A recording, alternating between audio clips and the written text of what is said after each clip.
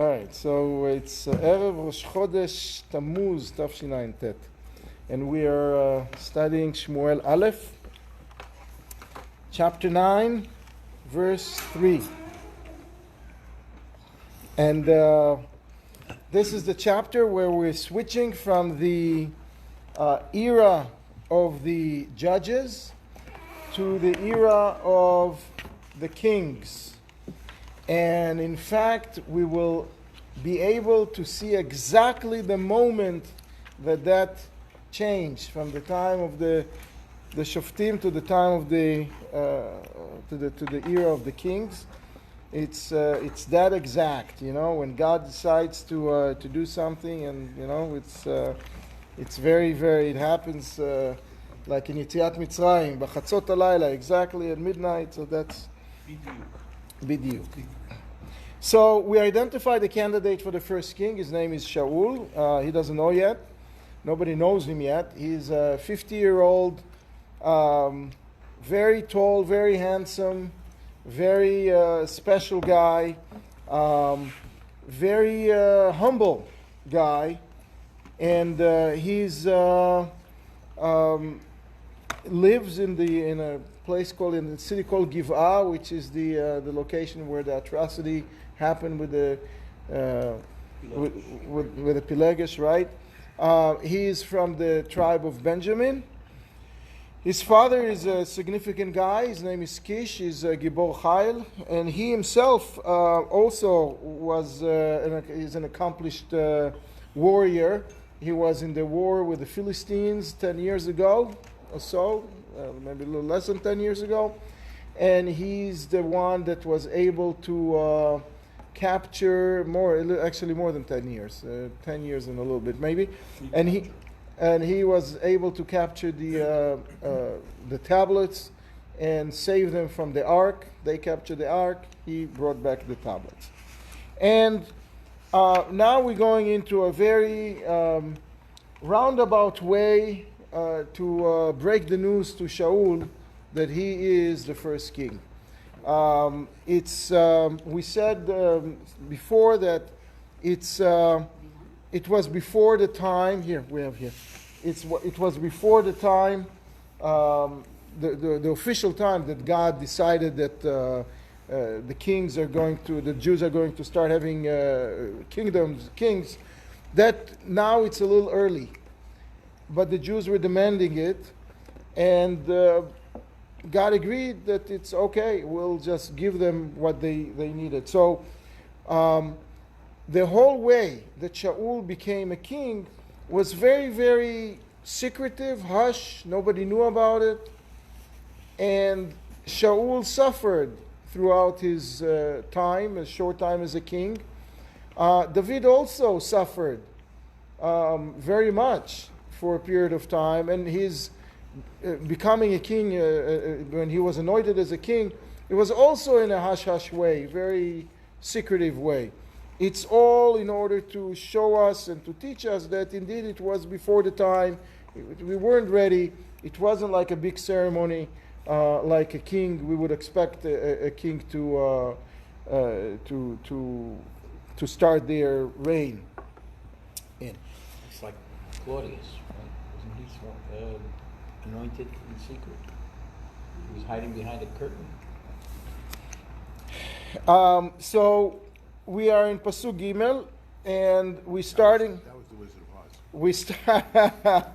We're starting with a strange event that happened, which it's common on one hand. It seems very natural, but it's strange that the Tanakh is going to tell us half a chapter. It's telling us about donkeys that were lost. So last time, by the way, I mistakenly didn't agree that Aton is a donkey, which is stupid of me, but because they are female donkey. They're not a male donkey, it's a female donkey.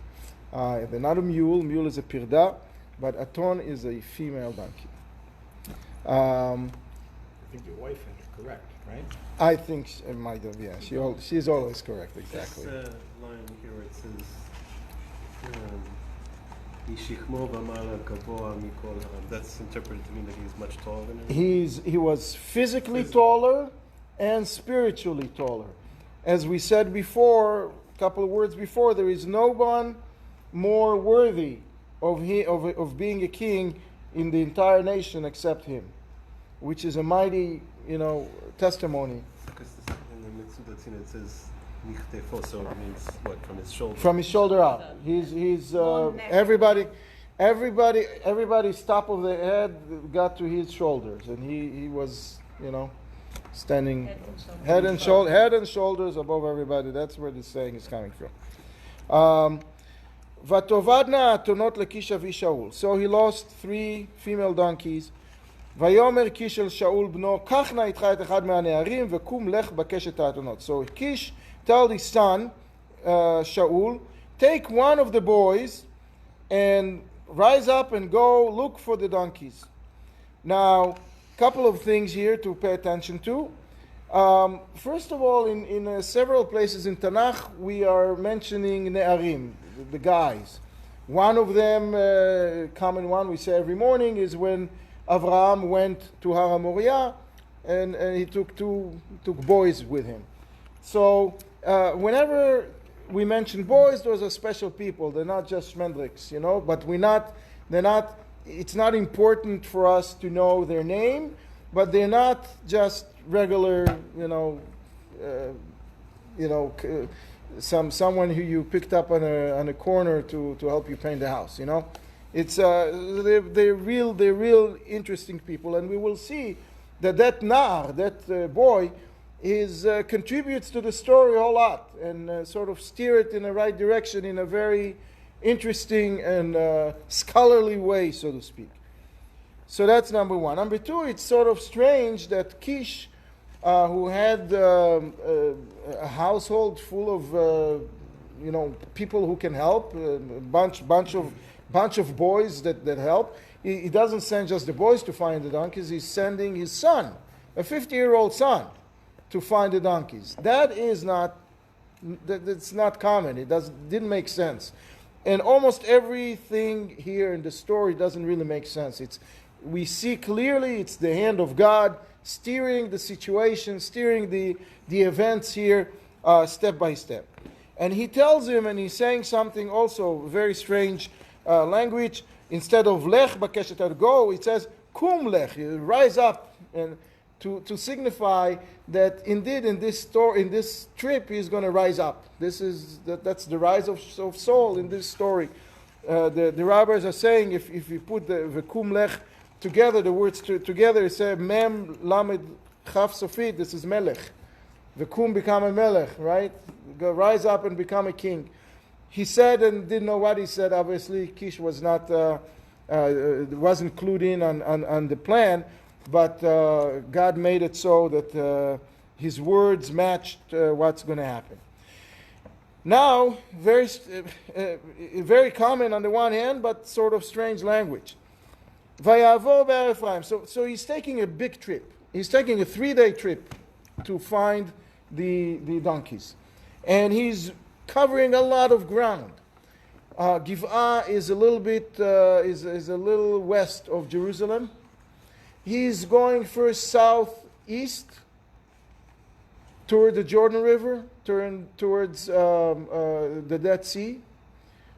Significant, like a day's worth of walking. Then he turns around and passes Yerushalayim from the other side and go northwest. Very, very far away. Yeah, it's a big circle, big oval. And he's getting to north of Latrun, to where the mountain starts, basically. And he walked through 3 or 4 lands, regions that are distinct regions. And the language here is a little interesting, because who is going? We have Shaul and one of the boys going around, right? It says Vayavor, one person. Vayavor be'ar Ephraim. He walked in the mountain. That's where he's from. Vayavor be'eretz Shalisha, and then he passed in that land that's called Shalisha. Velo matzao, and he didn't find the donkeys. Vayavru, then they went together, both of them. be'eretz sha'alim va'ain. They passed in Eretz Sha'alim, and over there was nothing. And then again, vayavor, singular, be'eretz yemini, in the land of Benjamin, v'lo matzau. So they went together or they went alone. So the point is that the Malbim explains very interestingly that they were asking people, did you see my donkey? So when people were saying, yes, we saw donkeys walking around in that land, when you're looking for something and you're in a group, you split. So they split. And the drone, so to speak, the focus remained with Shaul, who was alone. So in Eretz Ephraim, in Eretz Shalisha, he was alone and he didn't find it. Be'eretz Sha'alim, they didn't assume that there is anything there because they didn't hear anybody seeing it. So they went together. They walked together in that section. There was no reason for them to split. And there was nothing there. And then they split again, Be'eretz Yemini, and still didn't find them. Har Ephraim. The expression appears numerous places. Yes. It's a very distinct mountain that exists today. We know exactly where it is. It's around Bet El area, right?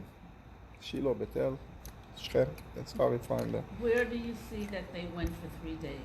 We'll see later. Later we'll see that Shmuel is telling him that the donkeys that you lost 3 days ago, so that's 3 days. So Emma Bao Be'eretz Suf. So then they finally arrived to Eretz Suf, which is, as we said, north of Latrun area. Now, the very first pasuk in Sefer Shmuel is talking about Elkanah being in Ramatayim Tzofim, right? In the place Ramatayim Tzofim. This is Eretz Suf. Tzuf means to look, to see, to view. And Ramatayim Tzofim, the mountains of viewing, was in that parcel of land. So why was it called that? Because that was a land that was full of prophets.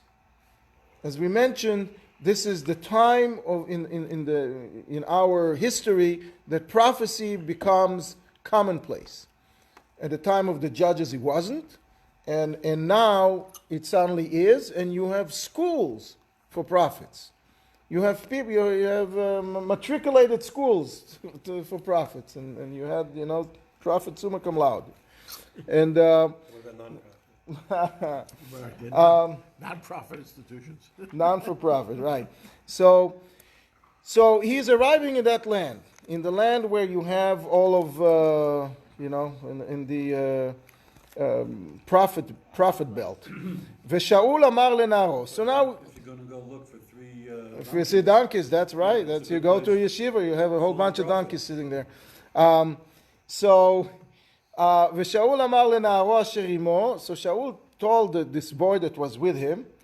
Again, we see a man which is not really haughty, is not really considering himself too big to speak to the little boy, and he's consulting with him, and he's telling him, "Listen, lecha v'nashuva, let's go back now. It's 3 days already. It doesn't say 3 days here, but we'll see soon that it is. Let's go. Pen yichda lavi min ha'atonot v'da'ag lanu. Maybe my father is going to stop worrying about the donkeys and going to start worrying about us." And it doesn't say me, because I'm his son and you're just the boy. He said us, really including this no-name boy in the whole situation, to show us, as we mentioned before, that God was selecting a guy which is really the polar opposite of all the problems that a king can bring. A king can very easily not, be dismissive of everybody else around them. A king can very easily think that everything is his. And here we see a guy who's very humble, very, talking to you at a level-headed, not trying to step on people's toes. And we also see that he cares about details. And he has the ability to process, situations. Not okay. Let me just like Yosel Goylan. You go until you find, until you fill up all the All the water in the well. He's able to start processing different situations. That's why it's being told us that way. Vayomer lo. So the boy told him, "Inena ish Elokim ba'ir." He told him that there is a man of God in a city, ba'ir azot, in this city. Va'ish nichbad, and this is a very, very honorable, respectful man. Kol asher yedaber bo yavo. Everything that he says becomes true. So what do we have here? Shmuel is about 51 years of age, this 50 and a half, something like that. And Shaul also around the same age. And they never met. That's why the boy has to introduce this whole idea of Shmuel. It's impossible that Shaul didn't hear about Shmuel. He was known to be the leader of the Jews for the past 10 years. But they didn't meet. You call him a boy, but the translation is attendant. Do we know how old this person was? Na'ar typically is before 18 or before 20. It's like a teenager, yeah.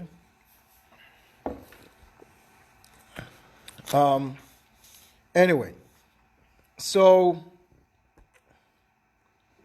he's introduced to him the fact that there is a special man in town. Now, Ramatayim Tzufim, if you recall, that was the city, the birthplace of Shmuel, right? That's where Hannah and Elkanah lived. That's where he was born. Shmuel lived in Ramah. Ramah is north of Jerusalem, which is not the same place as here. It's sort of further apart, about a day worth of walk, a day and a half worth of walk, of walking. And but he was making the rounds, and he was going to this place where you had a lot of prophets, and his birthplace. I can imagine that he would come often to this place. If he was in the area, just because of that. So this boy, this helper, is telling Shaul, let's go. Atan ilcha sham. Let's go there. Ulay yagid lanu darkenu asher halachnu elav. Maybe he's going to tell us the way that we went. What does that mean? I mean, it's sort of silly to go to like the most respected person in the nation to ask them about 3 lousy donkeys. It doesn't make sense. You don't, when you lose something, you don't call, the prime minister or the president and say, where I lost something. It doesn't make sense. And how is it that this teenager knew about the reputation of Shmuel and Shaul never heard of him? So it seems that Shaul did hear of him, but Shaul did not go to him. Shaul was very sure of himself. He didn't feel that he needed this help. But I have no doubt, and the rabbis, the commentaries I read, I have no doubt that he knew about Shaul, the existence of Shmuel. So what happened here? What happens is when the Jewish people at that time had a lot of wealth. It's about 400 years after we conquered the country, and we were established, and we had everything we needed. But the wars and the situation with the Philistines sort of sucked a little bit of some resources. One of the resources apparently that was scarce was transportation. Horses, donkeys, anything that can move, they took. They couldn't take the land with them, but things that they can move, they took. And these are the prize, the most expensive possessions that are not real estate. Those are the donkeys and so they took them. So they were important. Spoils. Right. Now, what happens is when someone, at least in those days, when someone lost something, or when something bad happened to someone, they right away started thinking to themselves, what did I do wrong? Why all of that trouble came upon me? And they were walking around for 3 days. They had a lot of time to think of what happened. And they couldn't figure out what happened. What did we do something wrong? Why did we lose those important donkeys? And why are we wandering around like that? And it didn't make sense that they would wander around like that. You know, it's you lost something. So how far can the donkeys go? You know. So this boy, this helper, was trying to tell Shaul, let's try to figure out what's up. What is going on? Maybe this man can tell us what is wrong. What is the underlying reason that we're going through this journey? Vayomer Shaul enaro. So Shaul very nicely consult back and answer him and says, what are we going to bring that man? Ki alechem azal. We don't even have bread. Ki alechem azal mikelein. We don't even have bread in our possessions anymore. We don't have any gifts. En lavi liisha elokim ma'itanu. We don't have any gift to bring to the men of God. We don't have anything. What should we do? So right away, why do you need to bring gifts to the men of God? So first of all, just as a basic rule, Shmuel did not take gifts. Period. He mentioned it before his passing that he didn't take a dime from anyone. In general, the Nevi'im did not take money from people. But, and that's what we'll see later, he's explaining a couple of verses later, there was the idea of seers, of people who are able, they're not a prophet, but they're a seer. A seer that is someone who can look you in the eyes and see you inside, and see what's happening with you. They can't tell you necessarily what will be. They don't have a message from God to give you, but they can see. They're very good at analyzing. It's all a godly trait. It's all a holy thing. It's not hocus pocus. Your deficiencies. Determine what's your problem, what deficiency, right? What you should do, what is the right way for you. Now, Like a psychiatrist. similar, but. Like your wife, there you go. Now, when you ask a seer to go, now sometimes it wasn't always on the spot. You come, you see, you say. It would take time. The seer would need to go and meditate and ask you your name and your parents' name or whatever. I mean, they would work on it. They would take time to help you. So for the time, people used to give the money. They spend 2 hours or 3 hours, worrying about you. They need to live on something.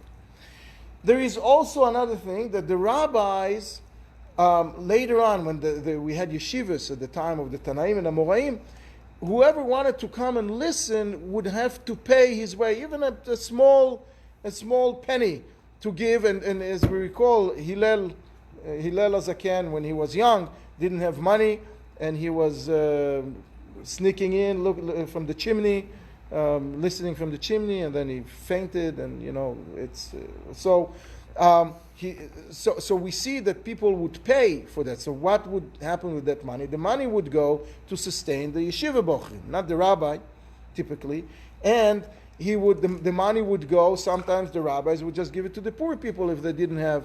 So this is typically what was happening. Now from that came out that nowadays, when a rabbi does something for you, you pay him. When they marry, they do the marriage, the chuppah, or they do the funeral, or some good things, bar mitzvah, etc. So this was in anticipation of they're getting help from him. Right. This wasn't just like buying a bottle of wine and taking. Right. Oh, so that's the payment, so to speak. Now, he's also talking here about a gift, about a present, about the gift. What is the gift? What does it mean about the gift? So he's saying that when an important person comes to see a rov, it's fitting to bring something. And depending on the importance of the rov and the importance of the person who comes, that's how much the gift has to be. Now, Shaul, despite the fact that he was not really known to people, he was not a nobody. He was the person who rescued the tablets in the war. He was an accomplished individual. when he would come to see the man of God, it would be expected that he will bring something. Just that was the way people acted that way, and he didn't have anything. So he told his helper, "What are we going to do?" ויוסף הנער לענות את שאול ויאמר, הנה נמצא בידי רבע שקל כסף ונתתי לאיש האלוקים והגיד לנו את דרכנו. So he's telling him, listen, Shaul doesn't have a dime on himself, again, to show that he's not a person that runs after material possessions. But this kid that was with him, he had a quarter, a zuz it's called. It's reva shekel kesef, it's a quarter of a shekel, which is one zuz, which is not a lot of money, but it's not nothing. Is there anywhere else in the Tanakh where they use the word shura for a mincha, for a gift? I don't know, but we I can never look. heard that. Yeah, we can look at the concordancia. I don't know. So he said, I have a little bit, a penny, a little bit of my quarter. And I will give to Ish Elokim. Why? He's saying, if you would come and you're an important person, you'll have to bring a more significant gift, which you don't have. But if I will come and I'm a nobody, so to speak, or I'm less important, I can give him a quarter and that'll be enough. So that's why he said that I will go, Venatati, the kid, the helper, is saying, so he's very smart, he's very aware, he knows how to maneuver. V'yigid lanu et darkenu, and he will tell us why we ended up with this, in this pickle. Now, the next sentence is very strange, and it's obviously sort of in parentheses. Now, who's writing this book? Shmuel is writing this book, right? Prophet Shmuel. And Shmuel needs to explain to us the lie of the land. So he said, Lefanim b'Yisrael, because we are living obviously after that time. So in the olden days, in our nation, when a person would go lidrosh Elokim, when he would go to ask God for help or to ask God for information, so they would go to the seer, because today we call that person Navi, but it used to be called the Ro'eh. He is also saying that there was what is the real difference between Ro'eh and Navi? Ro'eh is just looking and telling you who you are, what you should do. Navi, Ro'eh, that's a seer. They don't rebuke you. They don't tell you, you're not good. And Navi, typically all of the Naviim are giving us over the head again and again and again. So the task of a Navi is a little more severe than the seer. And what was happening is people in those days, when it was switching from the time that you had only seers to the time that you have also prophets, they would rather go to the seer, who will be nice to them, than to go to the prophet who will just give them over the head. Now you need to do this, that, and the other, and you're not okay. So he is explaining to us what was happening here, and what, and in a way that's setting up the understanding that the level of Am Yisrael here now is that they needed a Navi. We needed someone to hack us in the head a little bit to straighten us out. That a seer is not enough anymore. It says, right. Whatever the Navi today, the function that the Navi is fulfilling today, it used to be fulfilled by a Ro'eh, which is a little bit different, but now you don't have anymore that many Ro'im, or people, and it's changing into the era of the Nevi'im. Vayomer Shaul Ne'aro. So Shaul is agreeing and says, Tov dvarcha, you're right. And then he tells him two words, Lecha, you should go, as you said with the money, Nelcha, and then we will go together, so we will really go, but you will go.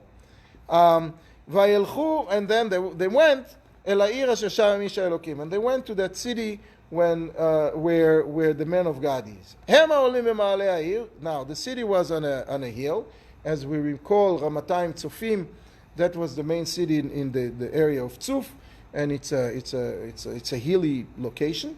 So as they're going up the city to the city, ve'ema matzu ne'arot yotzot lishov mayim, and they saw girls going out to draw water and to bring water home.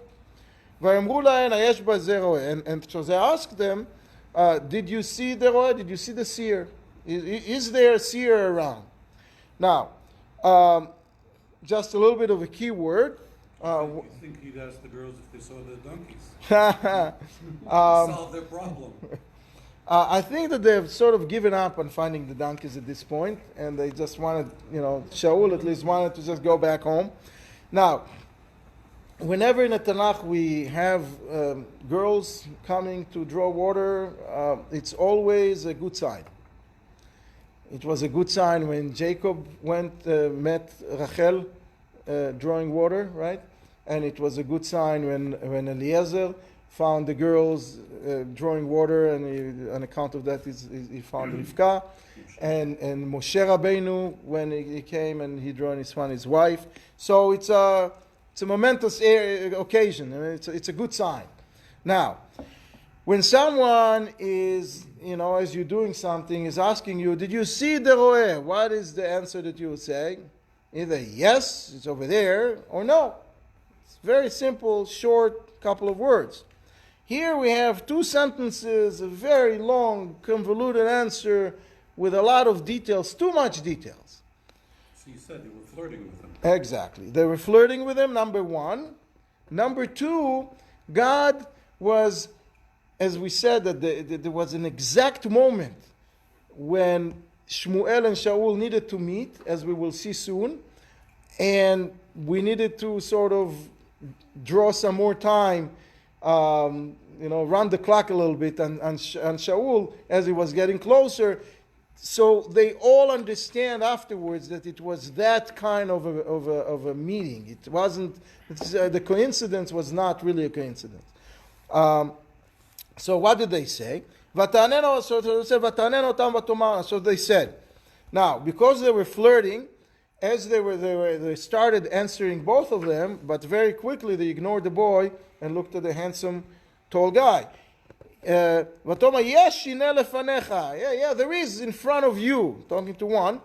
Maher you should hurry up, because he just came today to the city. Because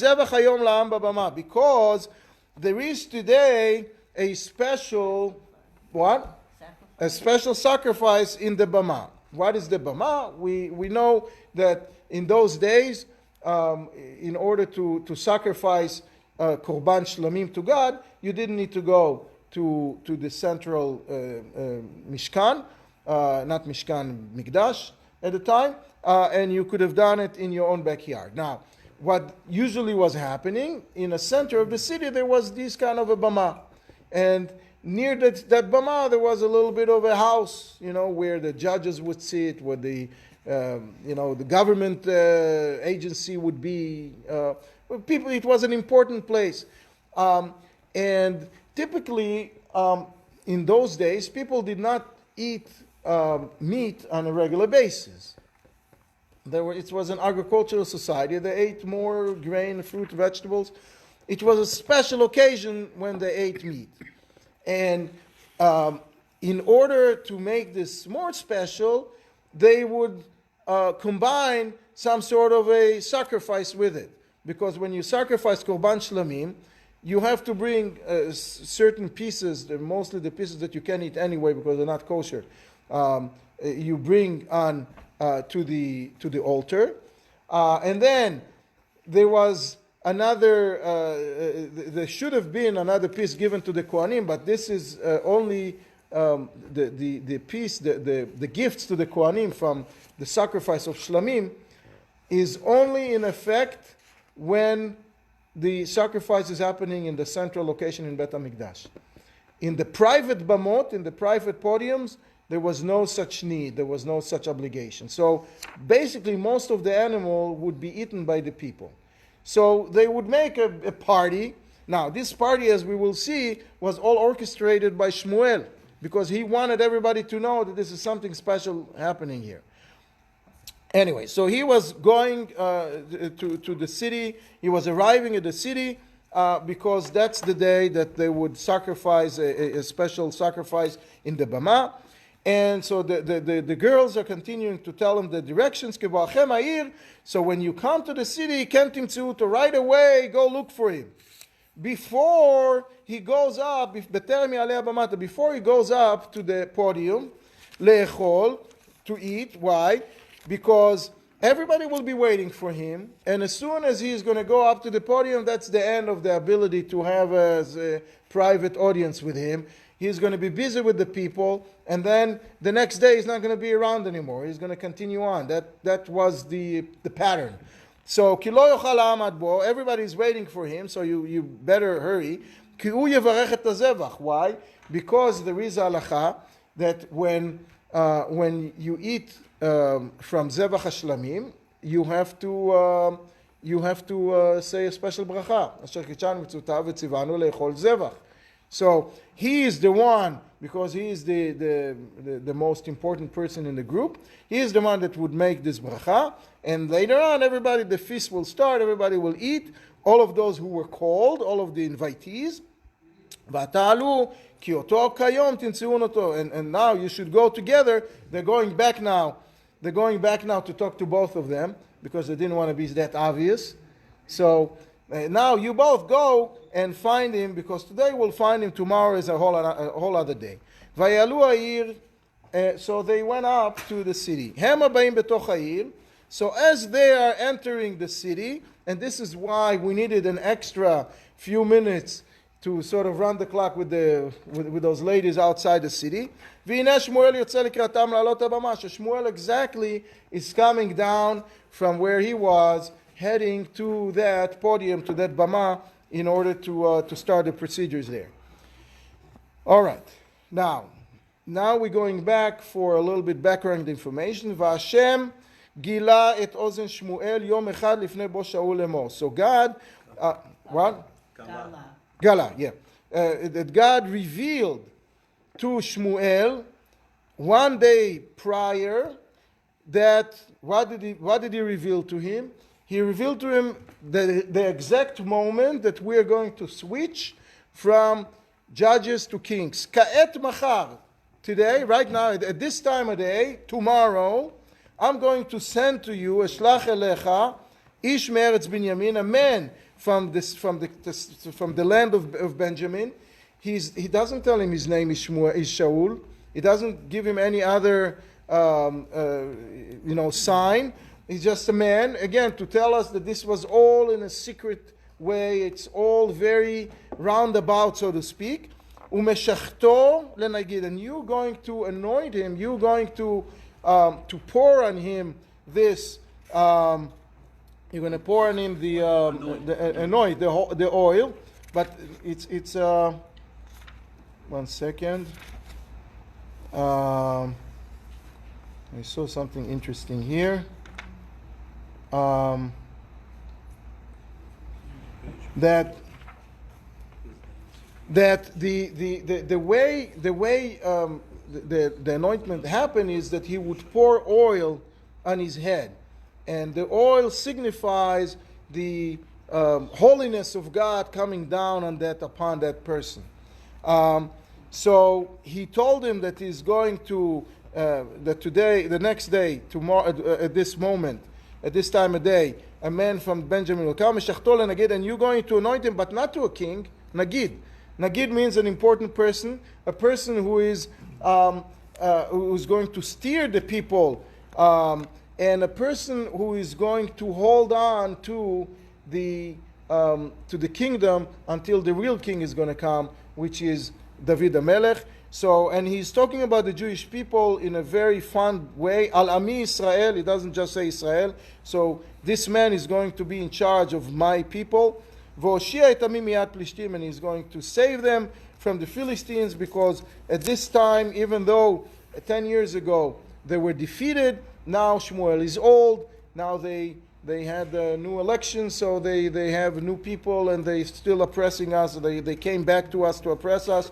כי ראיתי את עמי כי באה צעקתו אליי, because I saw the people, my nation that are you know, they're screaming and they're hurting, and so this is what God told Shmuel a day earlier, and here we go. Shaul approaches him, and I think we'll Is this continue the next time. first